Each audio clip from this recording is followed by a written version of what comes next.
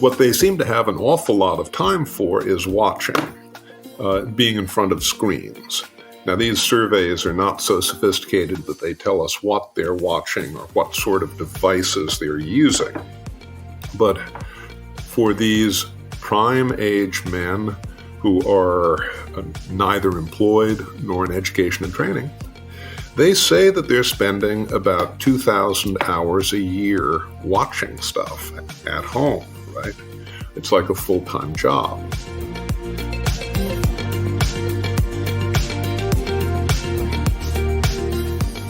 Welcome to Acton Line, a podcast from the Acton Institute for the Study of Religion and Liberty. I'm Eric Cohn, executive producer. In 2016, Nick Eberstadt's book, Men Without Work, America's Invisible Crisis, brought to light the grim reality that millions of working-age men were retreating voluntarily from the labor force. Although this trend was widely overlooked for decades, Eberstadt's searing analysis finally made it impossible to ignore. Today, 6 years and one catastrophic pandemic later, the male exodus from work has not only intensified, but has spilled over into new demographics, including women and workers over the age of 55.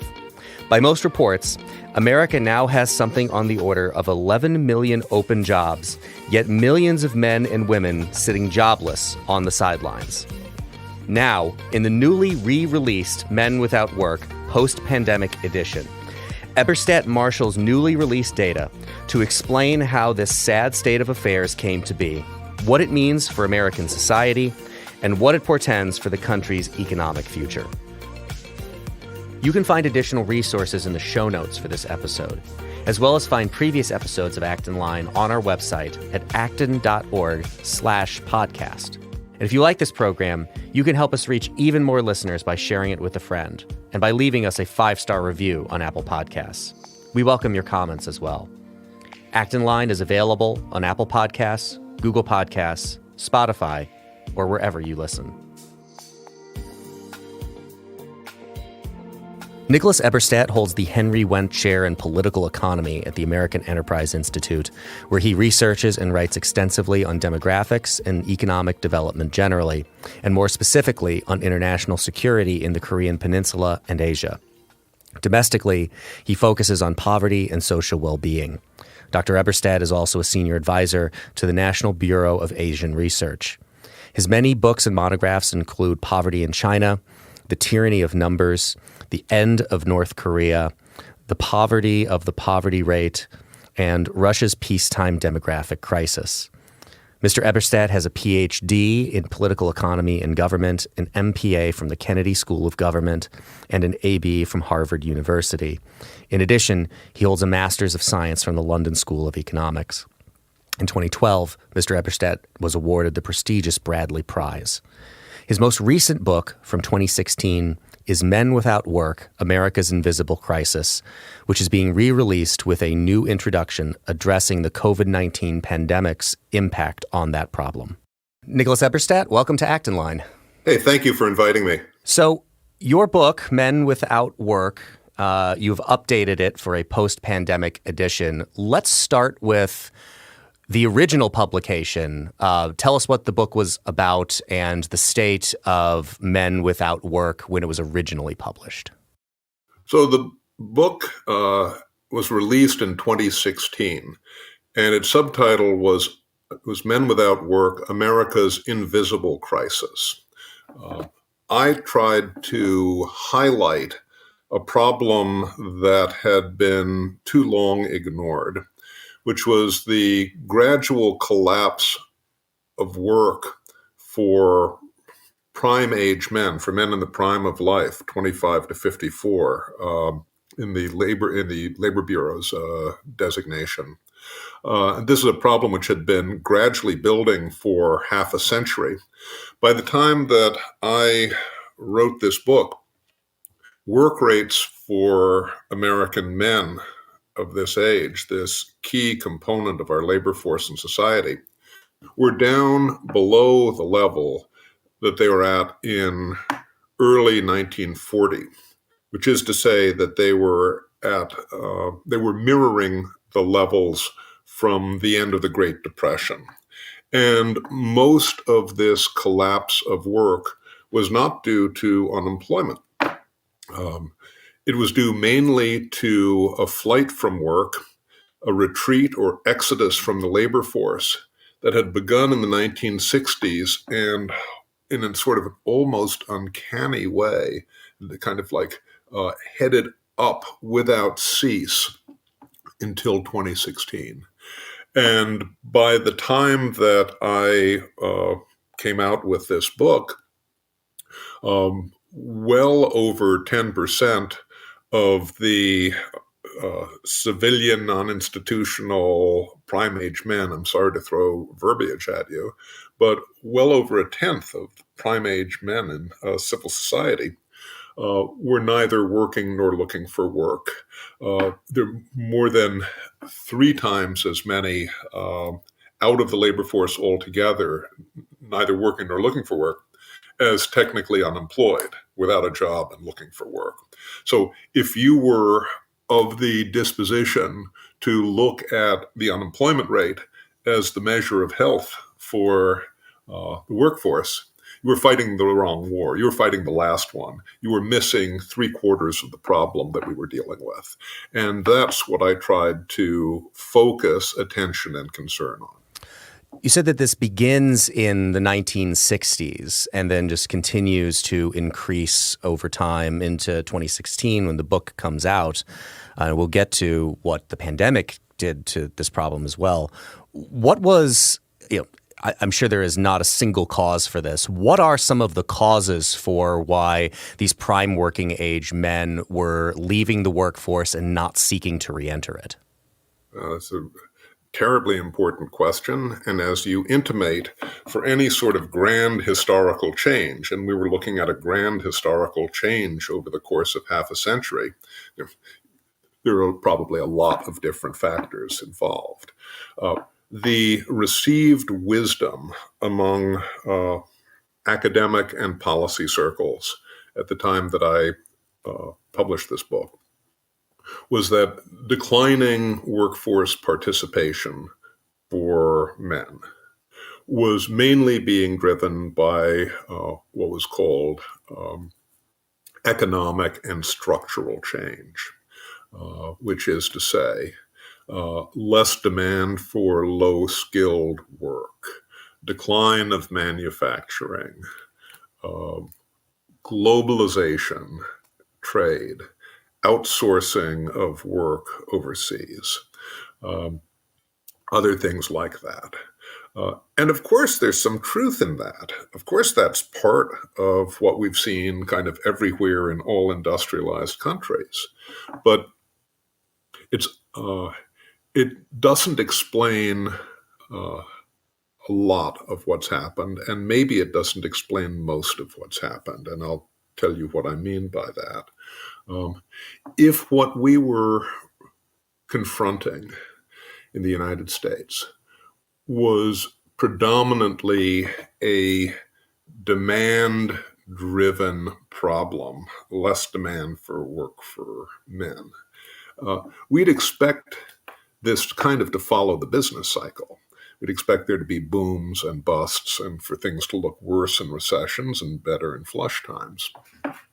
This trajectory of flight from work, this path of exit from the labor force is almost a straight line between 1965 and 2016 when I wrote that book.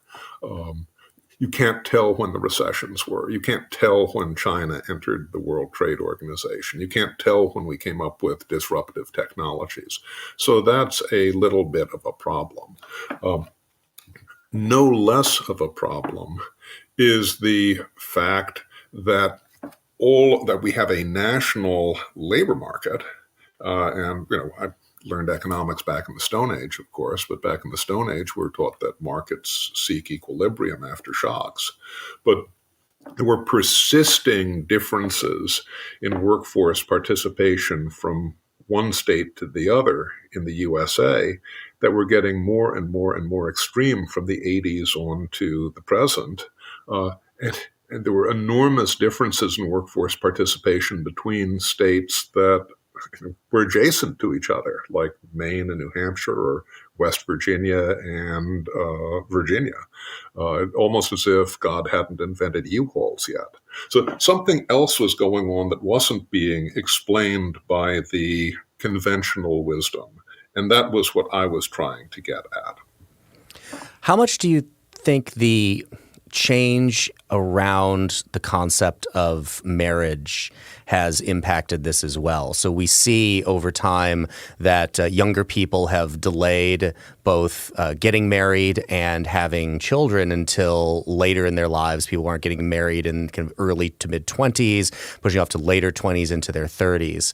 I would think for men, one of the civilizing things in men's lives is often getting married and having those responsibilities. And I believe it's your AEI colleague, Yuval Levin, who points out that you don't find a lot of single men who coach Little League. They do those kinds of things because of the familial expectations that come with getting married and having a family. So the responsibility one would have to, seek gainful employment because of the responsibility you have to others as a result of being married. What, if any, impact do you think this is having on this phenomenon?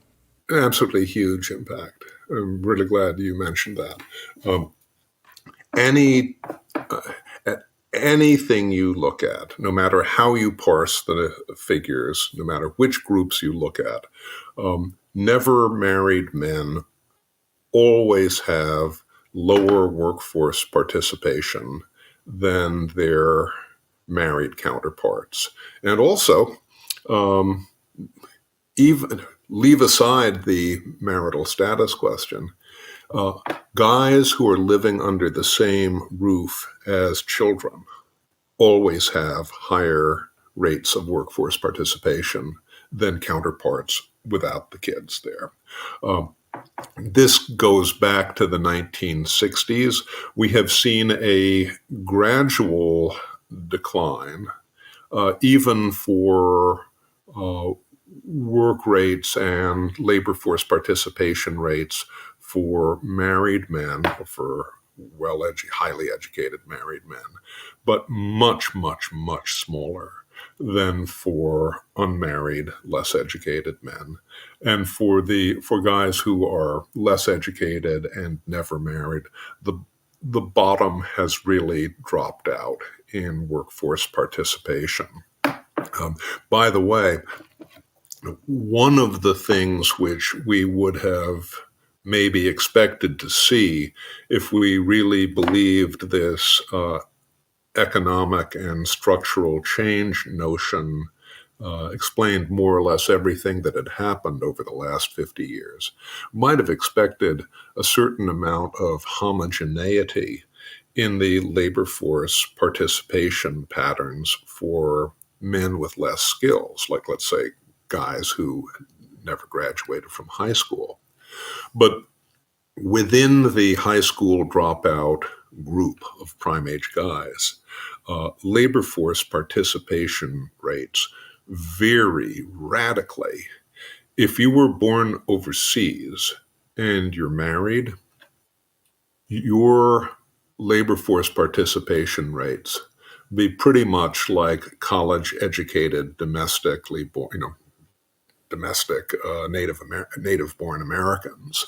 On the other hand, if you were born in the U.S. and you didn't have a high school degree and you weren't married, you had a less than 50-50 chance of even being in the labor force. And if you were born in the U.S. and you were a high school dropout, but you were married, your labor force participation rate would be way higher than that. It wouldn't look so great, but be way higher than that. Now, we can get very assistant professorish about that, and we can say, what are the causes and what are the consequences here? But it's clearly the case that family structure is a major predictor of involvement in the workforce. So this phenomenon starting in the 1960s, what immediately precedes that is, of course, the end of the Second World War and men returning home from overseas, which also coincides with the time that women begin to really enter the workforce. What, if any, impact does women entering the workforce have on this phenomenon? Very interesting question. So, as we guys know, women have always worked. It's just that they didn't usually get paid for it until after World War II. And after World War II, there was this huge movement into the paid labor force by adult women. Which began in the 40s and was on the upswing until around the beginning of this century. Trends haven't been quite so good since then. If women were just displacing men, taking men's jobs, we would have expected the work rate or the labor force participation rate for the adult population to be flat over this long period of time, right? Because one for one. But it wasn't that way. The national work rate and the national labor force participation rate rose quite dramatically between the late 40s and the year 2000, which meant that women were supplementing men in the labor force. They're augmenting. Since the year 2000, we've seen a drop in labor force participation rates and work rates for both men and women. So they're clearly not taking guys' jobs in the aggregate there. They're bad trends which both groups are suffering from. It's certainly possible that the dynamic changes in our economy are opening opportunities that women may capitalize upon better than men, or that men may be disadvantaged by these changes in some sort of way. Back in the day, 1950 style manufacturing helped to have a pretty strong physical constitution. There's a lot less of that today. There's a lot more opportunity in health services and education, where perhaps a more empathetic touch is an advantage. But on the whole, I don't think that we see a displacement of men by women in this long post-war period. What's ailing men is ailing men. And now some of what was ailing men may seem to be ailing women too. Could you describe that a little more? What of this phenomenon do you see now beginning to affect women in and out of the workforce? I think that one of the most troubling indications comes from self-reported information by guys who are neither working nor looking for work. The Bureau of Labor Statistics puts together these annual time use surveys. They're used for figuring out when people are going to work and other things like that. But they also survey people who are not in the labor force. They survey the entire adult population. And when you look at what guys who are neither working nor looking for work, nor in education or training, this is the so-called, what the Brits call the NEET, N-E-E-T, neither employed nor in education or training. When you look at what they say about what they do between the time they wake up and the time they go to sleep, I think it's pretty troubling. Basically, they report that they don't do civil society, almost no worship, almost no charitable activity, almost no volunteering. Although you'd think maybe that they've got nothing but time on their hands, they do surprisingly little care for other people in the home. They do surprisingly little housework. They get out surprisingly seldom. What they seem to have an awful lot of time for is watching. being in front of screens. Now, these surveys are not so sophisticated that they tell us what they're watching or what sort of devices they're using. But for these prime age men who are neither employed nor in education and training, they say that they're spending about 2,000 hours a year watching stuff at home, right? It's like a full-time job. And when you remember that other research has shown that about half of these guys report taking pain medication every day, maybe some of it over the counter or whatever, but taking some sort of pain medication every day, you've got this tableau, this portrait of guys who are, not just, sitting home all day, playing, Call of Duty. They're playing Call of Duty stoned. And on the one hand, this obviously isn't the sort of skill augmentation program that's going to get people back into the workforce. And on the other hand, it may be the sort of prep that'll put you on a path towards the awful problem of deaths of despair, which we're suffering in the United States so painfully today. So this is the men without work as told by kind of a portion of the program. What we're starting to see now is a little bit more of the men without work syndrome among some of the prime age women who are not in the workforce, neither working nor looking for work. And especially for unmarried prime age women not in the workforce without kids at home. Their patterns of self-reported time use are very different from those for their sisters who have kids and are raising kids at home. We're seeing a remarkably high report of what's called, personal care, sleeping an awful lot, not getting out of the house too much, not helping around the house too much, an awful lot of watching screens as well. They haven't reached the men without work level yet, but it's maybe a little bit too close for comfort. So I would say, if we look at those sorts of hints, there's a lot that bears watching.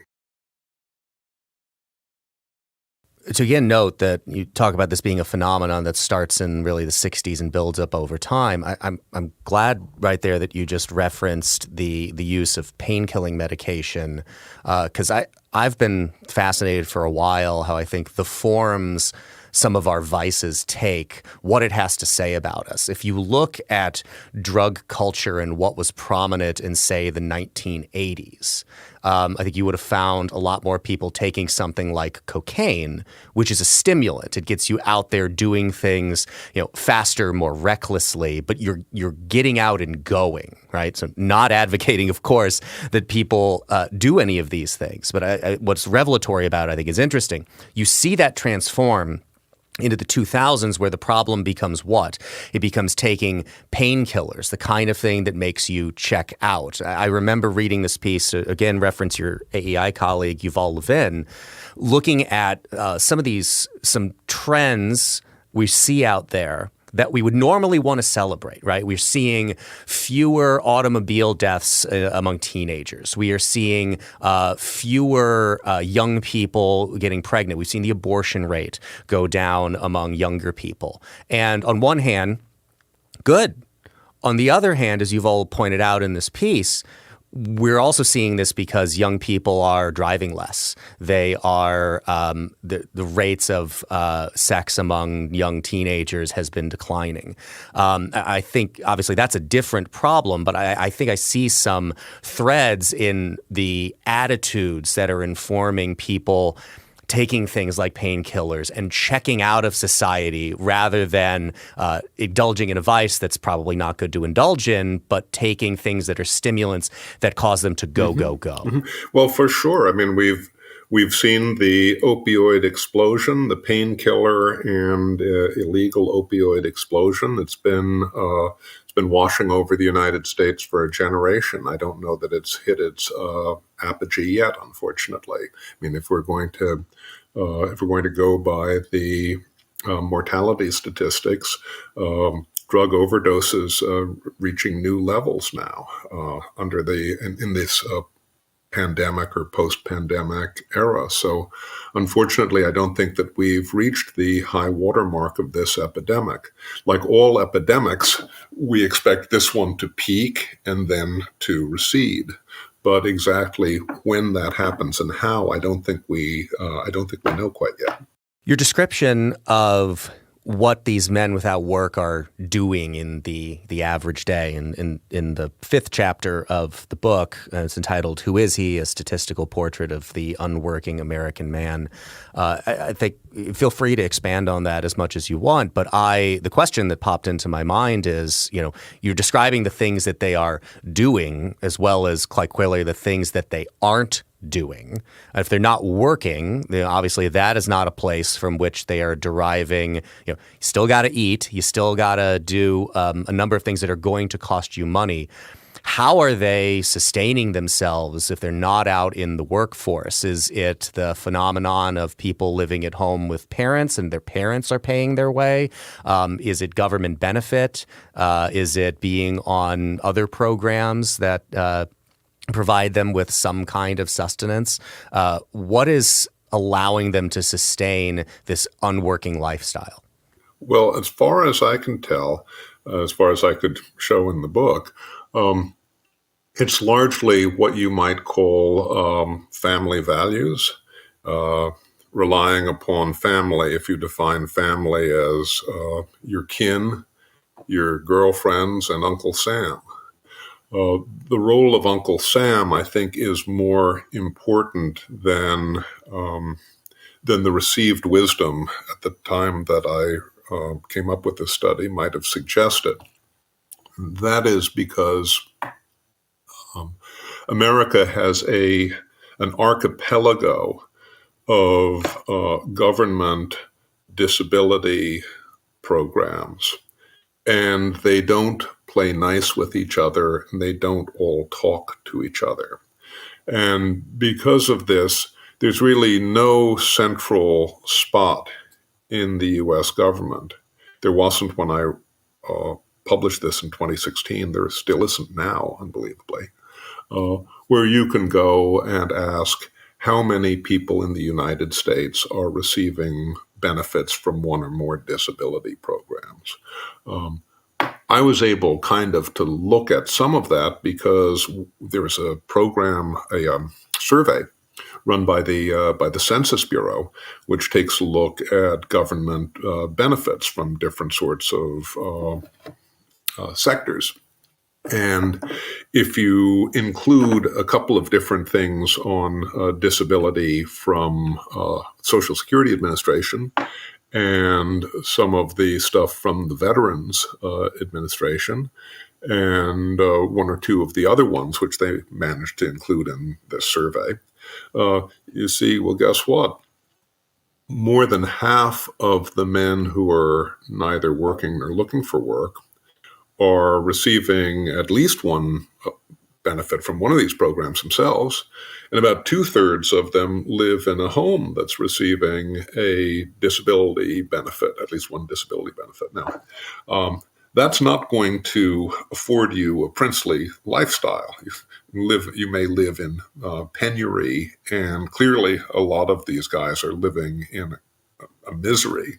We don't distinguish between poverty and misery, but we ought to. People understood that a century ago a lot better than we do today, it seems.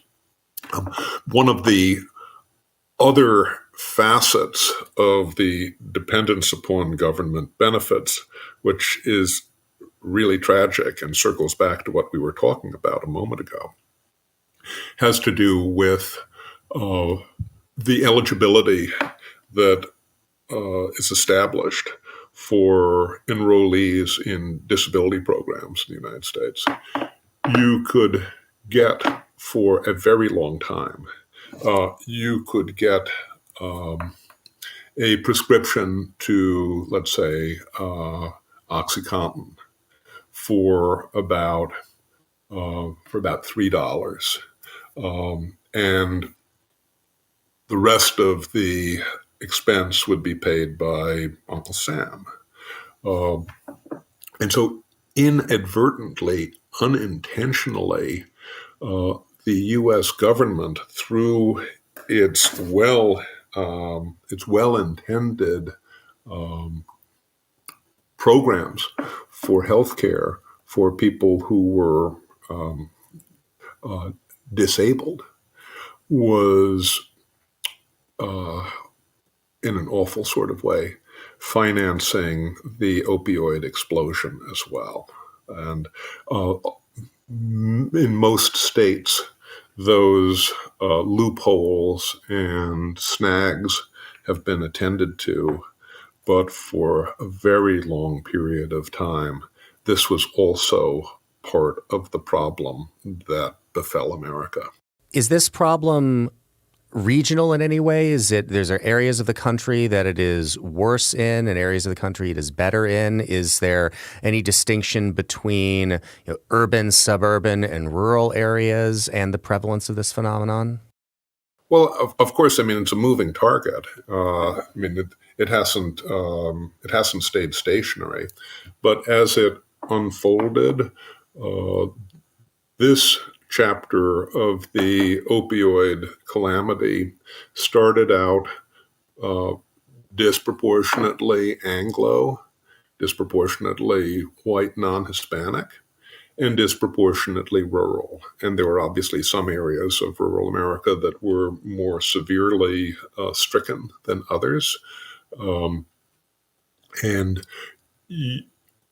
you could more or less guess which they were going to be if you looked at my colleague Scott Winship's work back when he was on the Joint Economic Committee of Congress on the social capital map of the United States.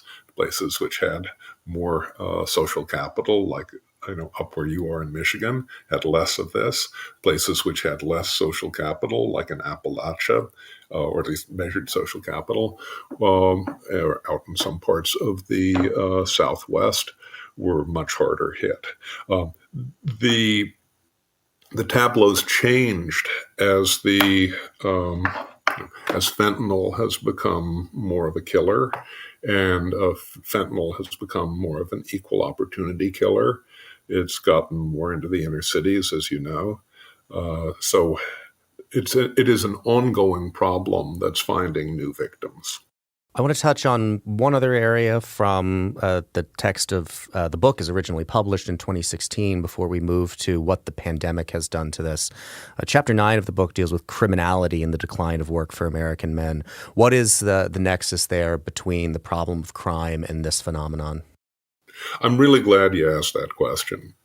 When I was doing the original volume, I thought, just as kind of due diligence, I should check with the Statistical Abstract of the United States and go to the chapter where they talk about work rates for felons and ex-cons in America. And I found out there was no chapter on that. And then as I looked a little further, I found out no numbers at all in the Statistical Abstract on the employment profile of ex-cons. And then, in fact, it turned out that the U.S. government didn't keep any records on this at all.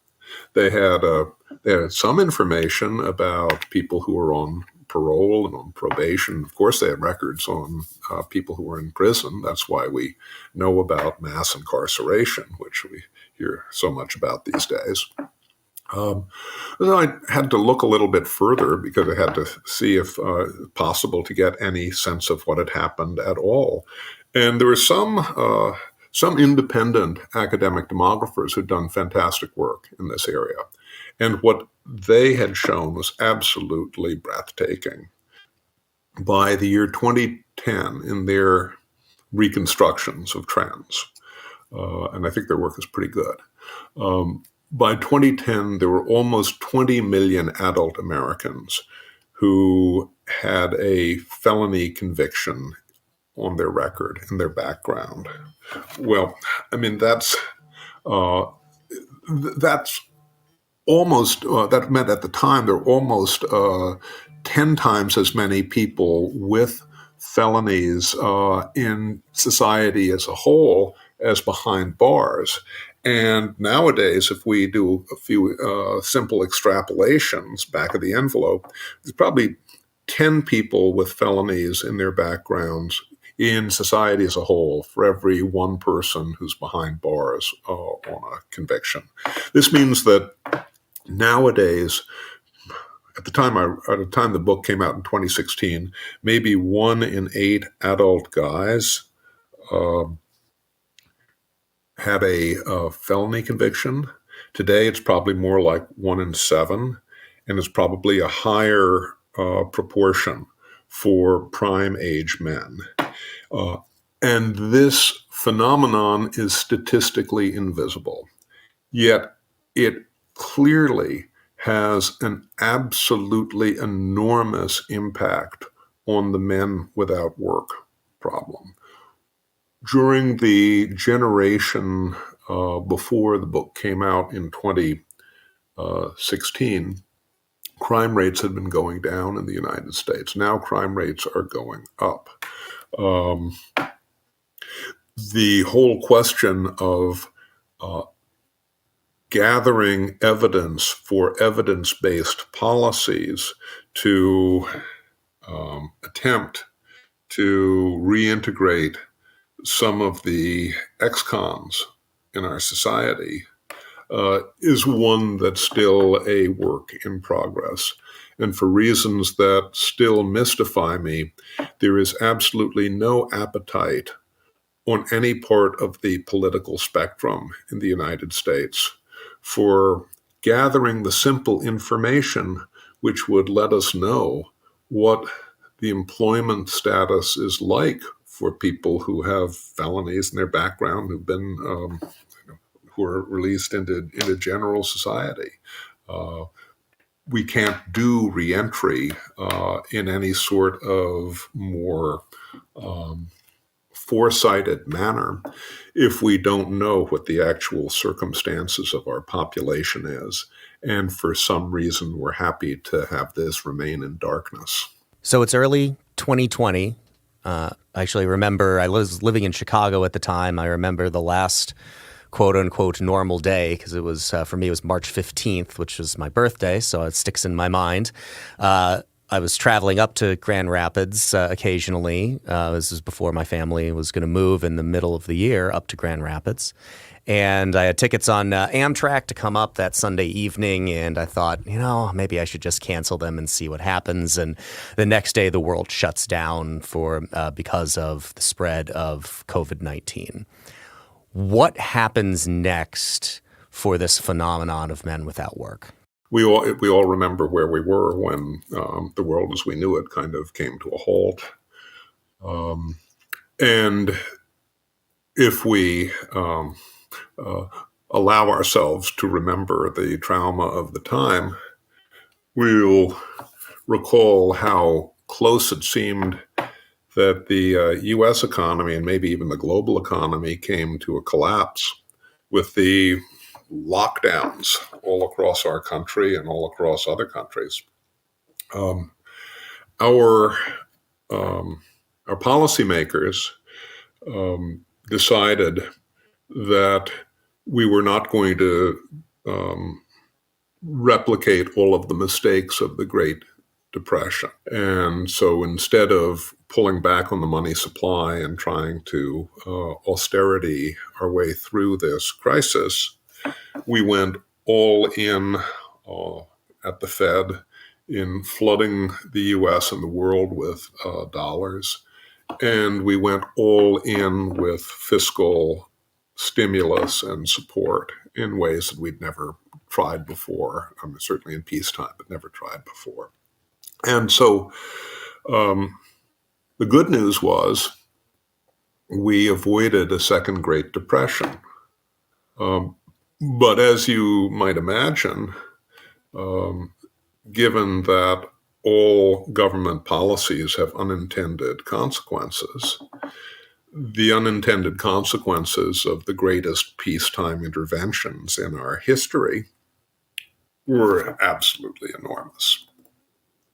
And one of the fascinating things that happened during the pandemic was that in flooding American households with money to keep them spending, to keep them liquid and not bankrupt, we actually had transfers going to the American population of a magnitude that were too large for them to spend. Borrowed government money was sent into private households in a scale that was too much to use. And so in 2020 and in 2021, the private savings rate more than doubled compared to a pre-pandemic level. The government transfers meant that we had the highest levels of disposable income in our history, despite being in an economic crisis.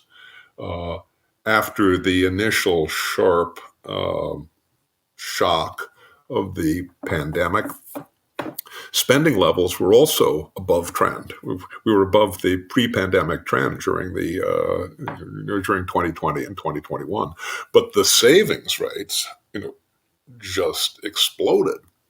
And this meant that at the end of 2021, we had an additional above trend nest egg of over $2.5 trillion in borrowed government money that had been paid to private homes. And that's entirely apart from the wealth effects of free money on the equity markets and on home prices and so forth.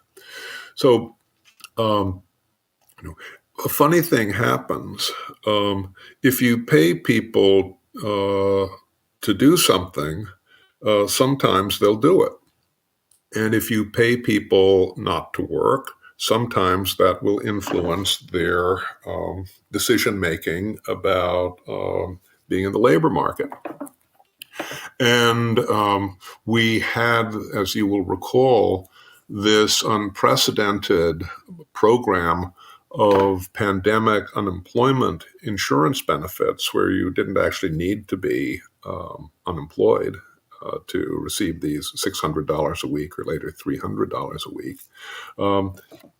It was basically a kind of a test drive for a UBI, a universal basic income, that went on for a year and a half and more. We'll find out more about what its long-term impact is upon U.S. mentality. But for right now, what we know is that we have two things. We have two things going on at the same time that are bizarre and unprecedented. The first is a peacetime labor shortage. We have about 11 million job openings, unfilled jobs in the United States, all across the country, all occupational areas, all levels of skills that just don't seem to get filled. This has been going on since Labor Day of last year, more or less. And at the same time, we've seen a drop in labor force participation in the United States that has not returned to pre-pandemic levels. we're a little over 4 million people short in the labor force of where we would have expected to be now on pre-pandemic trends. Some of that is interrupted international immigration to the United States. But if you just look at what the workforce participation rates look like now compared to pre-pandemic, we're about 3.5 million people short in our manpower pool. And here's where things are rather different from before the pandemic. We're now starting to see a new face to the flight from work. Only a very small fraction of this new gap in the workforce can be accounted for by lower work rate participation levels for prime age men. They've snapped back most of the way to their hardly inspiring pre-pandemic levels.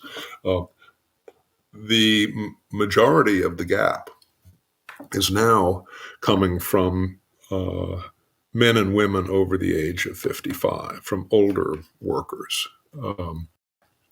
And this is quite troubling for a couple of reasons. One of them is that up until the pandemic struck, the 55 plus group was really the only ray of sunshine in the US labor market picture. Work rates and labor force participation rates for the 55 plus group had been steadily increasing from the mid-1990s until about 2020, while going in the wrong direction for most other groups. So there are a lot of factors that are involved in this decline in labor force involvement for older American workers. There's probably some COVID shyness. There may be some staying at home to look after others, including long COVID people. But an awful lot of this, I think, has to do with a sort of a decision to take on a sort of a premature retirement on the basis of COVID policy lottery winnings, if you want to put it that way. When we began responding to the pandemic and the circumstances that it created and that were created by the policy responses and immediate choices made to try to mitigate the spread of this virus, and of course, feel free to disagree with this, but I've wondered if, recognizing that we were going to have a whole lot of options for things we could do that were probably choices between things that weren't all that great, but competing, all the hard choices in life are between competing good things and competing bad things, because the choice between something good and something bad isn't much of a choice.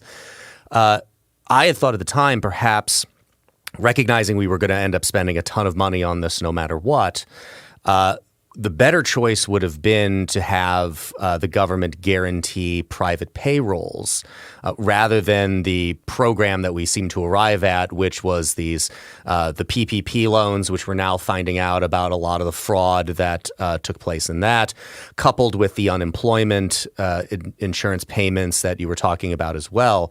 But at minimum, if we were going to have the government guarantee private payrolls, you could at least keep people attached to the jobs that they had going into the pandemic without having what happened, which was because a lot of these places were closed down. They couldn't be open during the pandemic, weren't allowed to be open during the pandemic.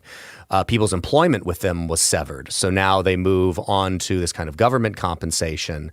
And when places begin to reopen, they're not attached to this job they had anymore and the ability to go back to it. Now they're looking for something different. They may end up in this pool of people who just say, because I've been given all this money and these benefits, I don't need to go look for something, and we arrive at this problem. Do you think that approach could have potentially made any difference to this, or were we kind of likely to end up in an awful situation like this no matter what? Well, I mean, we had a policy fog of war problem, right? I mean, we were dealing with something that we didn't really understand.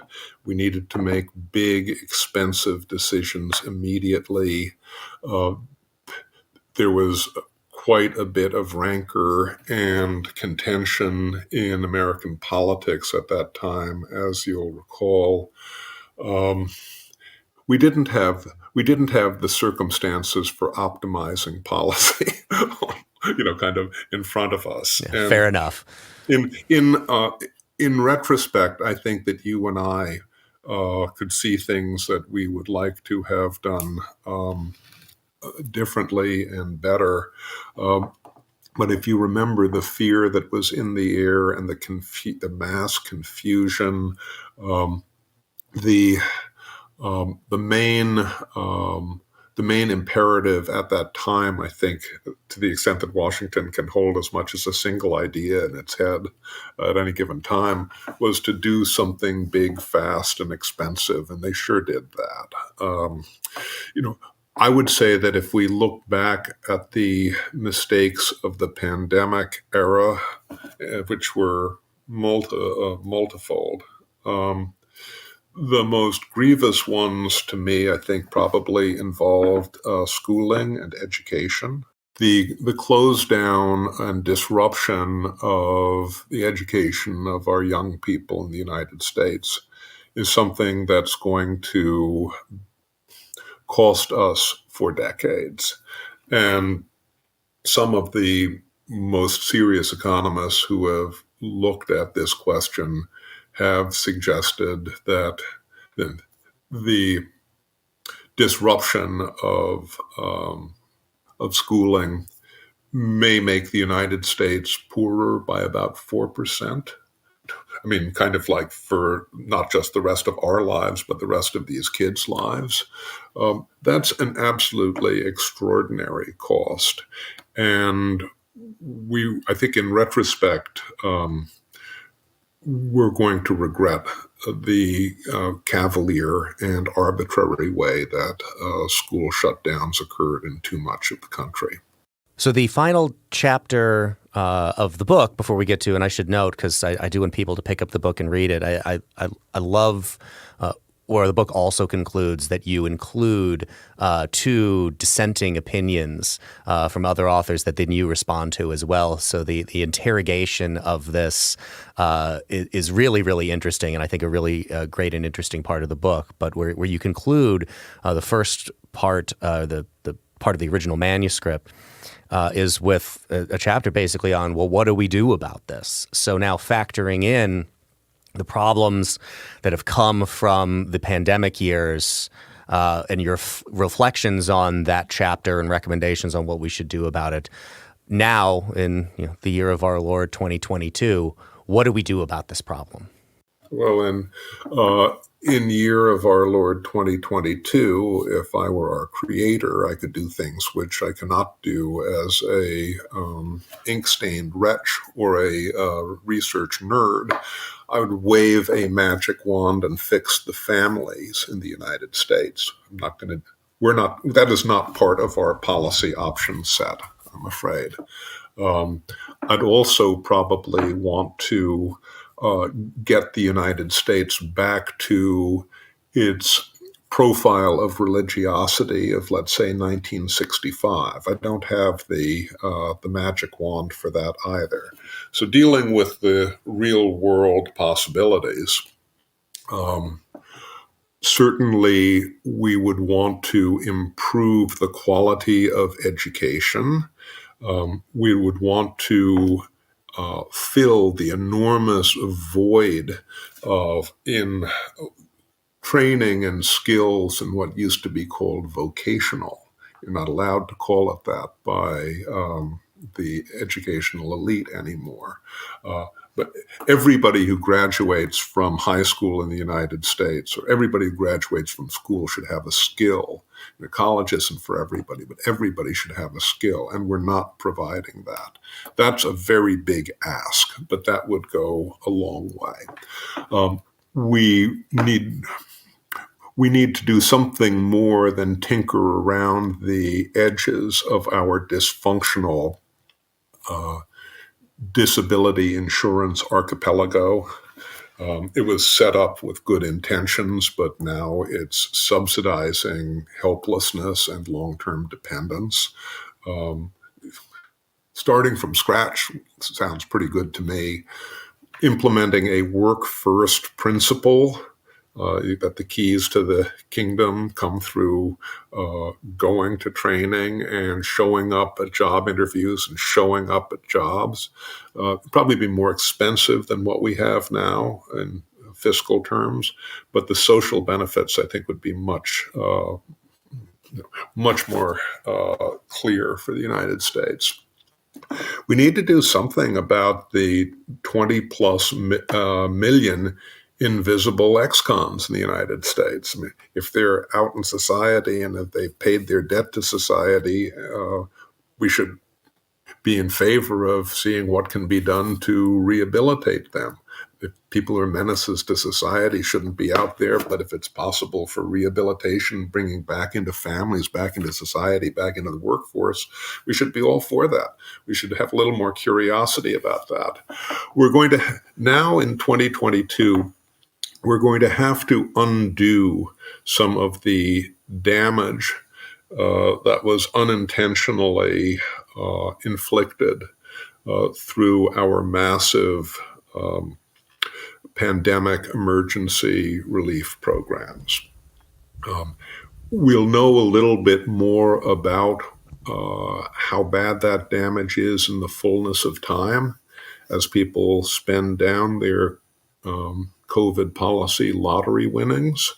But I'd have to mention that in the past, for prime age men, recessions have had very little impact on the flight from work. It has been very largely unaffected by good times economically or by bad times economically. We can do something in civil society to maybe to state the obvious, that it is possible for people to have a more complete, more whole life if they choose to work. Because work is a service for others that helps to complete you. There are no such things as jobs not worth taking, any more than there are such things as lives not worth living. And understanding, appreciating, celebrating the dignity of work is something that will contribute to the health of our society.